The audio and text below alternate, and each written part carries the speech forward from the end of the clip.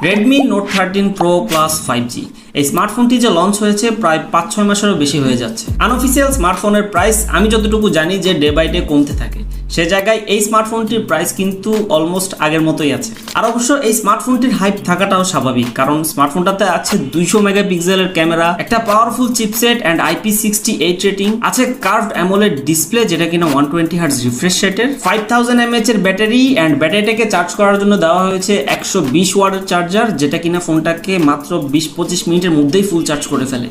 এই স্মার্টফোনটি এখন পাওয়া যাচ্ছে 35 থেকে 40 হাজার টাকার আশেপাশে টেলিফোনিক বাইসেল এক্সচেঞ্জে। তাদের কাছে শাওমি সহ সকল ব্র্যান্ডের অফিসিয়াল আনঅফিসিয়াল স্মার্টফোন আপনারা অ্যাভেলেবেল পেয়ে যাবেন, এবং তাদের কাছে কিন্তু আপনারা কার্ডলেস ইএমআই ফ্যাসিলিটিসটাও পাবেন। মানে আপনার যদি কোনো ক্রেডিট কার্ড না থাকে তাও আপনি চাইলে ইএমআইতে যে কোনো স্মার্টফোন তাদের কাছ থেকে পারচেস করতে পারবেন। আর যদি হ্যান্ড ক্যাশে কোনো স্মার্টফোন আপনি তাদের কাছ থেকে পারচেস করেন, অনেক ভালো একটা ডিসকাউন্ট পেয়ে যাবেন যদি আমাদের চ্যানেল